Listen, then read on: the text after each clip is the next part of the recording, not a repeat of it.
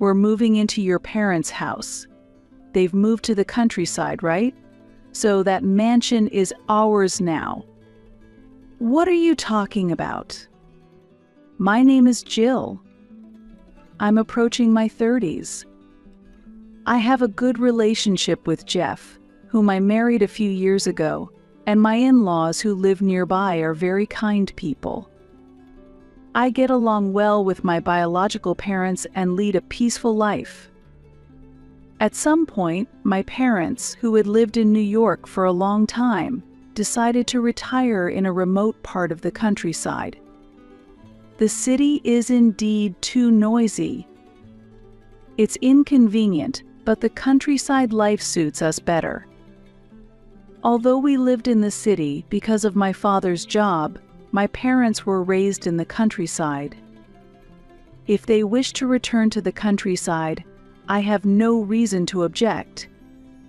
The house they once lived in the city will remain vacant for a while.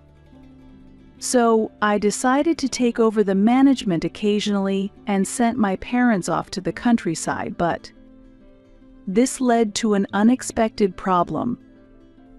It happened a few months after my parents started their life in the countryside. After dinner one evening, I was talking with Jeff while looking at the photos sent by my parents. So they both seemed to be really into their vegetable garden and enjoying their life in the countryside. Wow, they like the countryside. I'm surprised because I thought they liked living in the city. They were originally raised in the countryside. Hey Jeff, have you ever thought about living in the countryside in the future? I casually asked Jeff about our future. Jeff was halfway through listening to my story when he suddenly stood up. Surprised by his urgency, he took out his smartphone and began to make a call. Dad, Mom, our plan might work. Let's do as planned tomorrow. What? Jeff, what happened? I can't wait any longer. First, we have to bring over my parents' stuff. Leaving those words behind, Jeff hurried to the entrance and rushed out. I heard the car, so he must have gone somewhere far. I had no idea what was going on. Moreover, there was only one car at home, so I had no way to follow Jeff. I had no choice but to wait vaguely for his return. That night, I waited alone for Jeff until late. He didn't answer his smartphone, and he didn't reply to my emails either. Eventually, I decided to go to sleep alone. However, the next morning, an unexpected turn of events awaited. Hey Jill, wake up. We have to pack quickly. Jeff, you're back? Also, where have you been? What do you mean by packing? I asked him, confused as I had just woken up. He answered excitedly. We're moving into your parents' house. They've already moved to the countryside, right? So that mansion is ours now. What are you talking about? Come on, hurry up.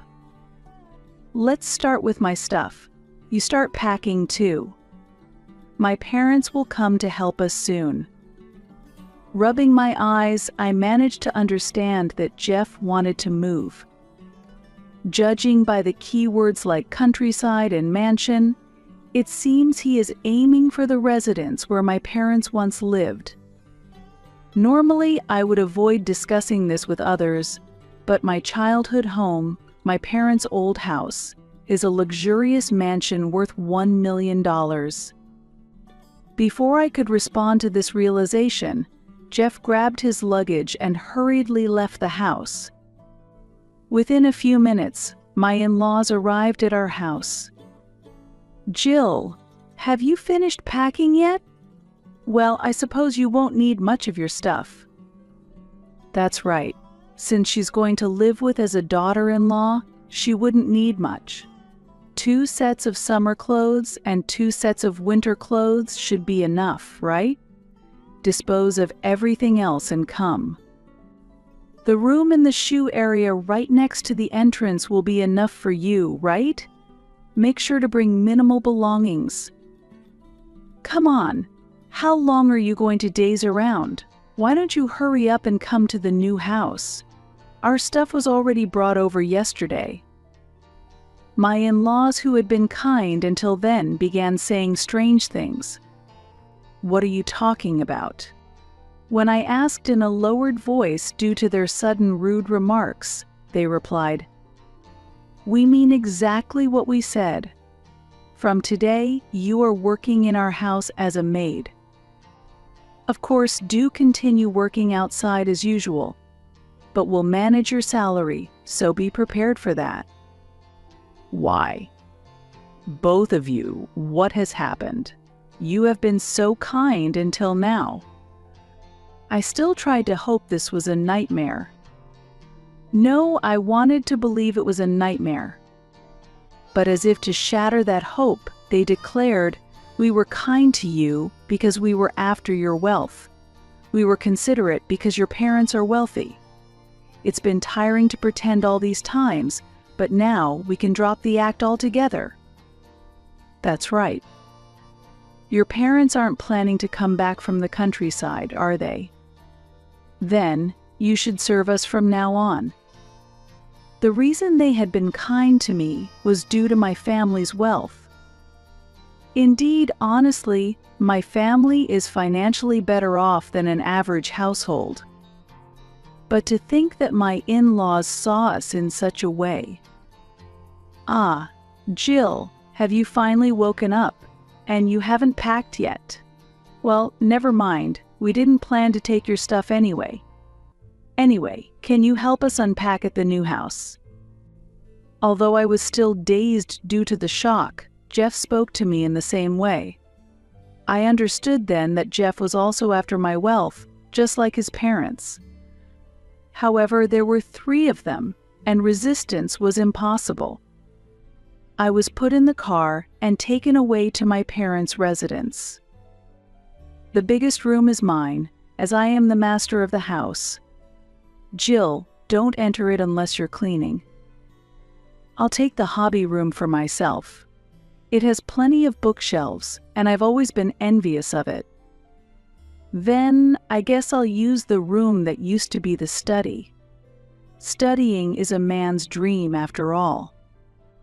My parents' house was in disarray, and it bore no resemblance to its former self. When Jeff left the previous day, he must have taken the keys to this house without permission. And during the night, my in-laws must have secretly moved in their belongings. The interiors my parents loved were all pushed to the corners, and the house was filled with items my in-laws and Jeff preferred. This curtain is in poor taste, but maybe we could sell it for some money. These foreign magazines might be valuable too, right? Let's sell them and have a lavish barbecue party. They laughed joyously as they trashed the house. Stop doing whatever you want. This isn't Jeff's house, nor is it your house, right? Even as I tried to stop them, they didn't listen. Quiet. If no one's using it, it's no problem if we take over it. That's right, I've always dreamt of living in a large city mansion.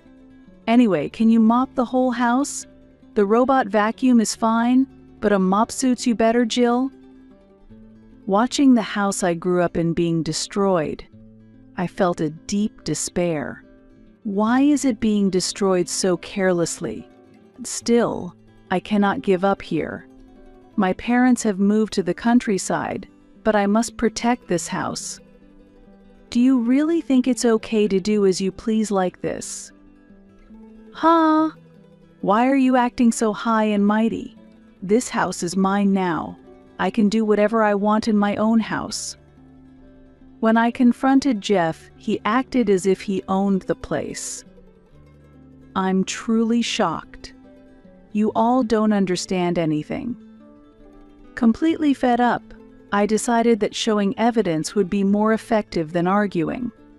I took out my smartphone and contacted someone.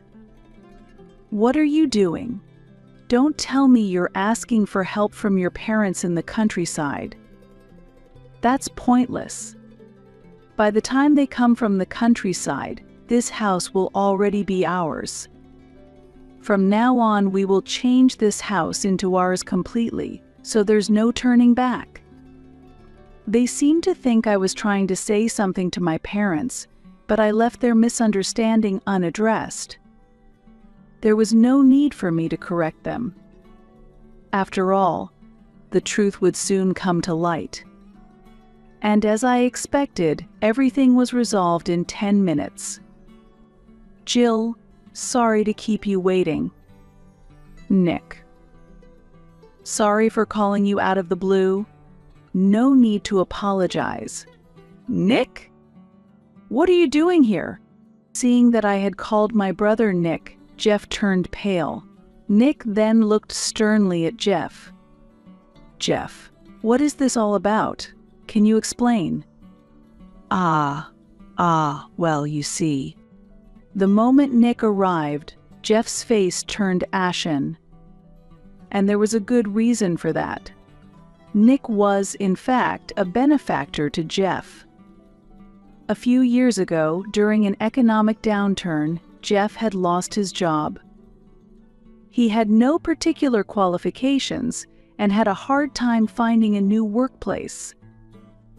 At that time, Nick helped him and gave him an opportunity to work at his company. Frankly, he's not the type I'd hire if he weren't your husband, Jill. But for the sake of my beloved sister, I want him to work hard. Nick, I appreciate this. I will never forget this favor. Given these circumstances, Jeff was in no position to defy him. Pale-faced, he struggled to find an excuse. Jill's room is the room in the shoe storage area, and you're selling our parents' decorative items? What are you talking about? Well, but an empty house deteriorates fast. I thought it would be better if we live here and manage it. Even so, why would Jill's room be the one in the shoe storage area? And having your parents manage her salary is clearly abnormal, isn't it? That is. Jeff continued to desperately make excuses, but Nick would not accept them. Despite Jeff's attempts to escape the situation, Nick spoke calmly. First of all, what do you mean by living in my house without permission? No, Nick, that's not it. I meant I was going to live in your parents' house. I checked with Jill, but it seems you really don't understand. This house was only borrowed by our parents from me. It's officially under my name, and it's my house. Jeff was shocked by Nick's words. However, by now, Nick and I were beyond exasperated. Because, after all, it was an obvious fact. When Jeff was laid off, it wasn't just him who was saved by Nick. Around the same time Jeff was dismissed, my father's company was also facing a financial crisis. At that time, my father was preparing to sell all his assets to clear his debts, but Nick stepped in to help. If you sell the house, Dad, we would lose our home too. So don't worry, I'll buy it under proper terms, and you two won't have to struggle with your living conditions. Since then, my parents have been living with assistance from Nick. The reason they moved to the countryside was not just because they liked it there. They also didn't want to burden Nick any further. You vandalize my house and treat my sister terribly. You're not only incompetent at work, but also have a terrible personality. I see no reason to keep employing someone like you. What? No. Nick, are you serious? Do you think I'm not serious? As Nick declared him fired, Jeff started to panic. Then he turned to me and threw out these words. But if I lose my job, Jill will be in trouble. We are married, after all. However, Jeff's statement was out of place. I no longer wanted to trouble my brother, and I made my position clear. What are you talking about? Considering what you've done to me, divorce is obvious, isn't it? A. So even if you lose your job now, it has nothing to do with me. Honestly, I think it serves you right. Don't say such things. It will be tough for my parents too. Hearing Jeff's words, my in-laws, who had been silent until then, also spoke up.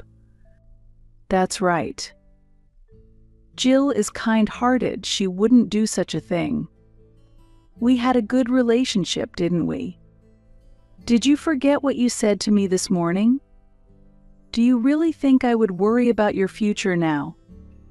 That's impossible. At that moment, Jeff and my in-laws realized that my brother and I were not going to give in. Eventually, they followed my brother's orders and removed their belongings from our family home. Later, the family lawyer, whom my brother had contacted, was present as we discussed the divorce. Look, I'm going to be unable to work soon, so transfer all the property to me. Jill loves me, so she will surely allow it, right? We also rely on Jeff's income. Jill, please help us. Jill, have mercy on us. They were desperate to get their hands on the property. However, I had no intention of showing them mercy. I just checked, but you had thrown away my personal belongings without permission. That included valuable jewelry, you know. We thought it was cheeky for you to own such things, so we threw them away for you. Ah, you've admitted to throwing them away, so you'll have to compensate me. A. Mom, what are you doing? The discussion was completely led by us from the beginning to the end. Jeff and his parents had thrown away many of my belongings from the previous night until then. This included unopened cosmetics and valuable accessories, as well as some very expensive out-of-print books. Why do I, who have lost my job, have to suffer like this? This is terrible. As a result, Jeff relinquished most of his assets, and the divorce was finalized. But it didn't end there. My in-laws, who had claimed to be financially strained due to their pension, ended up having to pay me compensation for their harassment. Why do we have to pay even though we are on a pension? Why is a daughter-in-law acting superior to us in the first place? That's really true. We feel no respect from her. They accused me of being a cold person, but that was irrelevant. I refused their request to reduce the amount and demanded the promised compensation. After the divorce was finalized, my brother and I decided to demolish our family home and sell the land. I really want to keep this house because it's full of memories, but it would be unpleasant and troublesome if Jeff and his family come here, right? So let's sell the house. Yes, I think that's better too. This place is inconvenient for both you and me to commute from. The house was filled with many memories, and I would have liked to keep it as it was. However, the thought of Jeff and his family stepping foot there is extremely unpleasant and would also be a hassle, making it a major burden for us. We have many photos taken as a family, and these photos will forever remain vivid in our hearts. These memories will never be forgotten. But what is even more important is completely cutting ties with Jeff and his family and starting a new chapter in our lives. This allows us to embrace new happiness and a peaceful life. Afterward, I continue to work actively as before, enjoying my days. My brother is also expanding his business, leading a busier yet more fulfilling life. Additionally, my parents have passionately embarked on a new endeavor of growing different types of vegetables, planning to take on the challenge of cultivating new varieties. I heard that Jeff and his parents are facing financial and professional difficulties and have even lost their place to live. However, their situation has no impact on us now. We are now focused on saying goodbye to the memories with Jeff and his family and starting a completely new life. What we understand is that there are things far more valuable than money or the luxury of a house.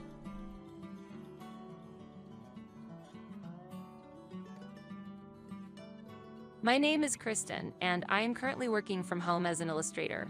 Steve and I have been married for 15 years now. We have a son named Alex, who is in his second year of middle school. He has a mischievous side, and as he is going through puberty, each day feels like it slightly wears on my heart. Currently, our family is living with Steve's parents, a situation that came about at the suggestion of my in-laws. Steve has two sisters.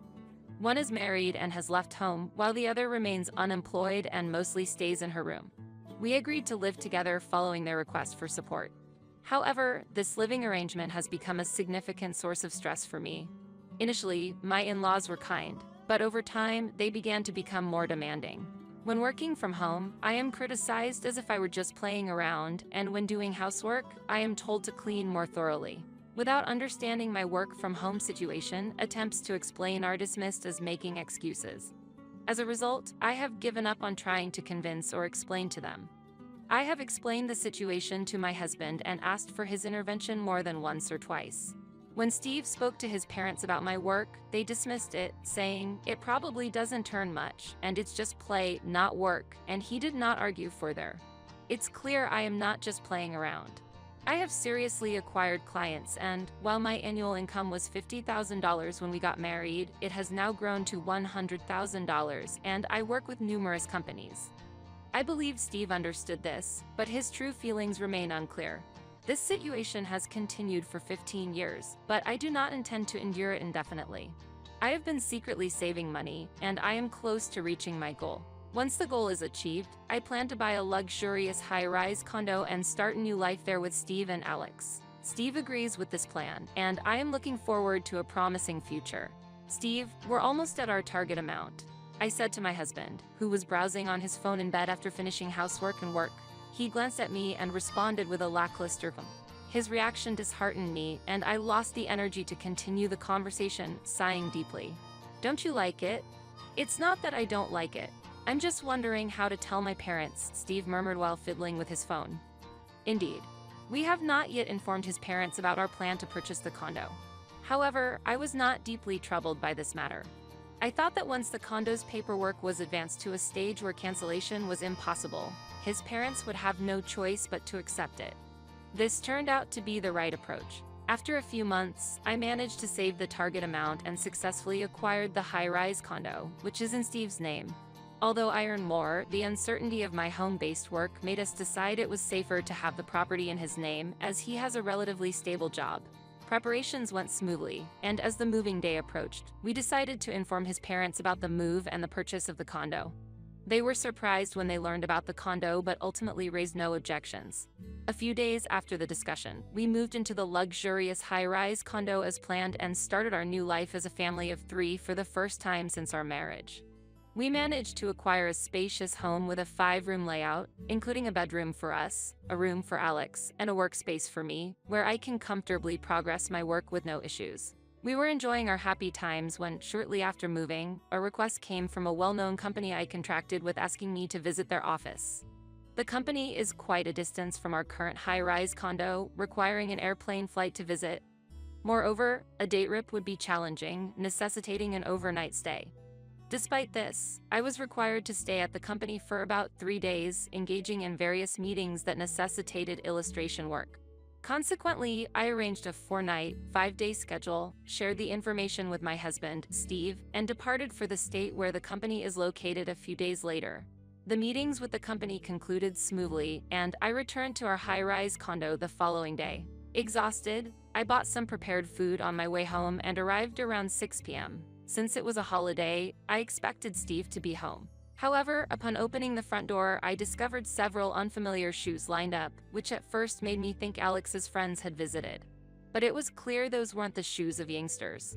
Wondering if perhaps they belonged to Steve's colleagues, I quietly made my way to the living room and slowly opened the door. There, I saw my in-laws relaxing at the dining table. "Excuse me." I approached my in-laws with surprise and greeted them, to which they cheerfully responded, "Welcome back, we're happy to see you." However, I was too perplexed to reply. At that moment, Steve, who had been watching TV, came over to us, and I gave him a look that demanded an explanation. He casually mentioned that after telling his mother about my 4-night, 5-day absence, she decided to come over right away. "Leaving your son and grandson for a trip? What were you thinking?" His mother reproachfully commented after Steve's explanation. "No, it wasn't a trip." I hurriedly corrected her misunderstanding, but the looks on my in-laws' faces were clearly skeptical. "Lies are unacceptable. Was that your purpose for leaving the house?" My father-in-law raised his voice at me, and my mother-in-law joined him with a menacing look. "Could it be that you're engaging in infidelity?" My mother-in-law sneered, casting a contemptuous gaze and mocking words at me. "I'm completely innocent of such actions. It was for work purposes." I raised my voice in defense against the baseless accusation. "Your agitation is suspicious." My mother-in-law laughed, sipping her coffee and taking a deep breath. "Is that really so?" Steve cast a cold glance at me, seemingly taking his mother's words at face value. However, I had already thoroughly explained the situation to Steve and provided evidence to prove it, even sending him photos taken with colleagues at the business trip. Yet, I was frustrated that he harbored doubts, believing his mother's words. "By the way, we've decided to move in here." "What?" Amid my frustration with Steve, this unexpected statement came from my mother-in-law. "To ensure this doesn't happen again in the future, we thought it's necessary to supervise.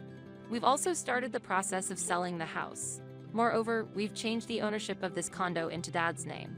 My mother-in-law continued with surprising comments before I could catch up. I was completely bewildered and looked at Steve for help.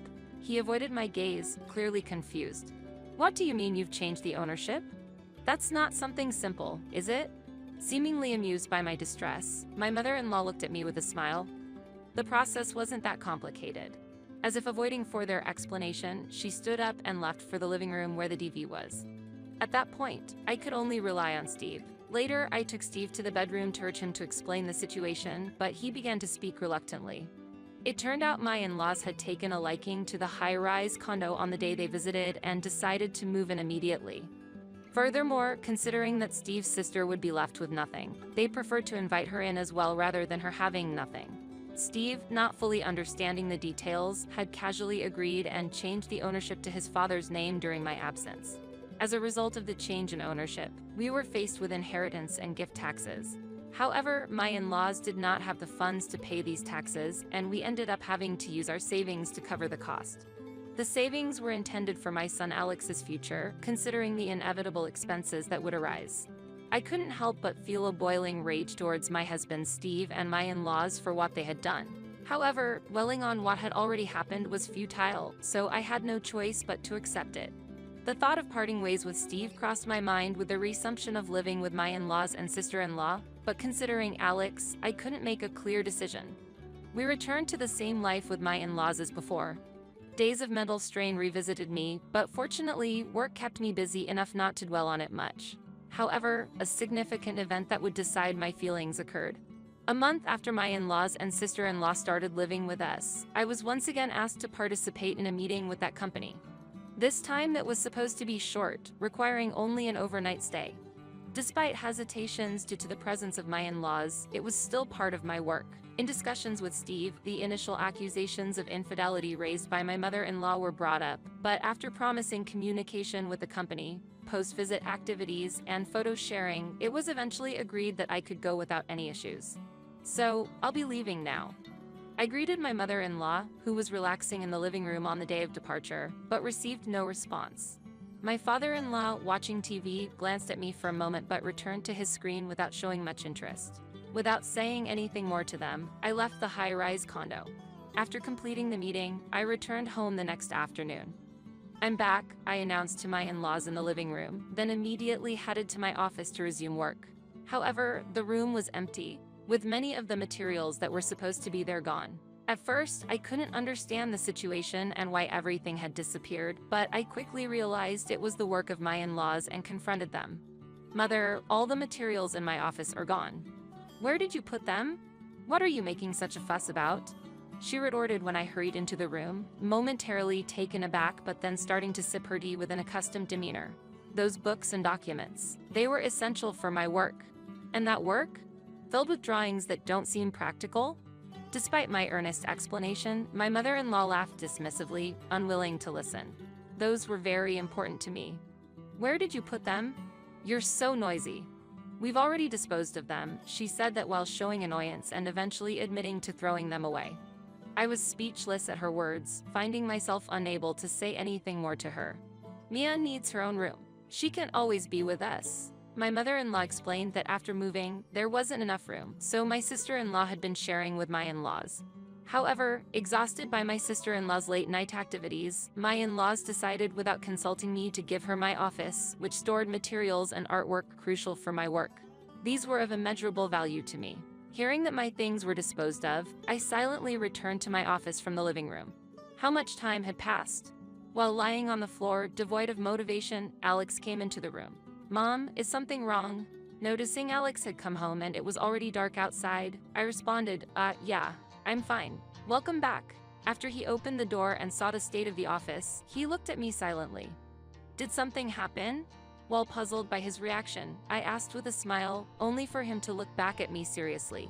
"Mom, aren't you going to divorce?" His unexpected question left me speechless. "I know.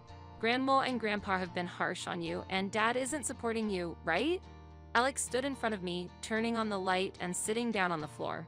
I couldn't grasp his words immediately, just staring back at him. "If things keep going like this, you'll get sick," he said before leaving the room. Immediately after, I received a summons from my mother-in-law and was ordered to start preparing dinner right away, so I quickly began the meal preparations.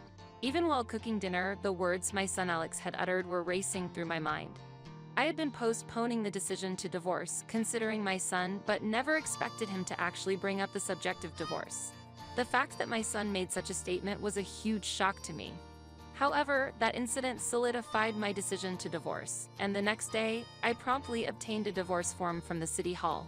That evening, as soon as my husband Steve returned home, I presented the divorce form in front of my in-laws. "What's this?" Steve looked over the divorce form, not fully grasping its significance. "What's going on?" My mother-in-law approached to check the form immediately after. "Wait, what's this?" "A divorce form." Her seemingly pleased remark made it clear to Steve that I wanted a divorce, and he suddenly focused on me. "Let's get a divorce." Upon my declaration, Steve's complexion turned pale rapidly. "Why all of a sudden?" He slammed the table vehemently, pressing me for an answer. "Well, I think it's entirely reasonable. After all, you were a wife who couldn't show much skill in either household chores or your profession." My mother-in-law said that half-jokingly, pushing the conversation further towards me as my husband panicked. Caught off guard by her unexpected words, Steve paused and turned to look at my mother-in-law. "Perhaps if a wife in such a situation were to leave, you might find yourself free again," she suggested to Steve. "Honestly, you don't need a wife like her." My father-in-law also took the opportunity to express a similar sentiment to Steve. Faced with a series of comments from the family, Steve hesitated but ultimately seemed to agree and decided to sign the divorce form, handing it to me. "I sincerely thank you."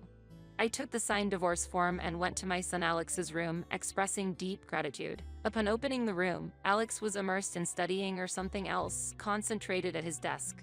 "Alex, we're going to be leaving this place," I softly said to his back, and he put down his pen and slowly turned towards me. "I understand." Alex responded quietly yet firmly, and then turned back to continue what he was doing. Receiving my son's understanding response, I gently closed the door and began preparing for what was to come in the house. I quickly arranged the moving preparations and submitted the divorce form at the city hall the following day. After Steve signed the divorce form, it took only about a week for me and my son to leave the house and take the first step towards starting a new life. Facing a new beginning, my son and I held hope for the future, determined to move forward while leaving the past behind. Since the new residence was already decided, I arranged for movers to transport our belongings, and during the process, I made one last visit to the living room to bid farewell to my in-laws. However, my in-laws ignored my presence, not giving me a second glance. "Thank you for everything," I said politely, but received no response from them. "I hope you continue to work hard on the payments," I added with a hint of sarcasm, which made my mother-in-law turn to me abruptly. "What do you mean by that?" she asked. "The monthly payments for the high-rise condo? $3,500. Good luck with that. You think you've won? It's clear that without our son, your lives won't be sustainable." My mother-in-law sneered. "No, we'll be fine," I calmly replied. My mother-in-law approached me with a displeased look. "What do you mean you'll be fine? Even now, you're putting on a brave face." She confronted me. "I'm just stating the facts. Actually, I have an income," I quietly counted. This was a fact unknown to my in-laws. At one time, Steve was very capable and earned more than me. However, due to the recent worsening economic situation and the loss of his position, Steve's income has significantly decreased. Now, Steve's salary is less than mine, and to be honest, his income alone is barely enough to make the payments for the high-rise condo's mortgage. Impossible. Are you insulting Steve? My mother-in-law angrily confronted me, her face showing her fury at my statement. "I'm just stating the facts. If he has to pay a $3,500 mortgage, there's hardly anything left for other living expenses," I calmly replied. "How have you been managing to live up to now then?" My mother-in-law retorted. She had not been aware of the situation with my work and seemed to believe that I had no income of my own. So, she must have thought that the mortgage and daily living expenses were all being covered by Steve's earnings. As my mother-in-law began to show signs of confusion, I couldn't help but smile. Seeing this, she became even more infuriated. "If you're going to live here, please make sure to pay the monthly mortgage of $3,500, I said calmly and thanked my father-in-law, who was sitting frozen on the sofa, before leaving the room. That night, as expected, I received a call from Steve. The subject of the call was indeed about the mortgage for the high-rise condo. It seemed Steve had not thought about the mortgage issue until he heard from my mother-in-law and hurriedly contacted me. "Hey, what's this $3,500 about?" he said over the phone. His confusion was evident through the phone. "What do you mean?" "It has been like that since the time of purchase," I responded coolly. "What, really? But there's no way we can afford that," Steve argued, probably not remembering the details. "I'm no longer concerned with that matter. Goodbye," I said and promptly hung up the phone. Immediately after, I stopped accepting any calls from Steve or my in-laws. From that moment, I felt completely relieved, filled with a sense of serves them right towards them. Later, I learned from a colleague and friend of Steve's about what happened next. Steve ended up in deep debt due to failing to keep up with the loan payments and was eventually driven to bankruptcy. Naturally, my in-laws and sister-in-law didn't have the funds to make the payments either and also faced bankruptcy. Steve managed to keep his job but now has to support not only himself but also the other three, taking up night jobs and becoming increasingly worn out day by day.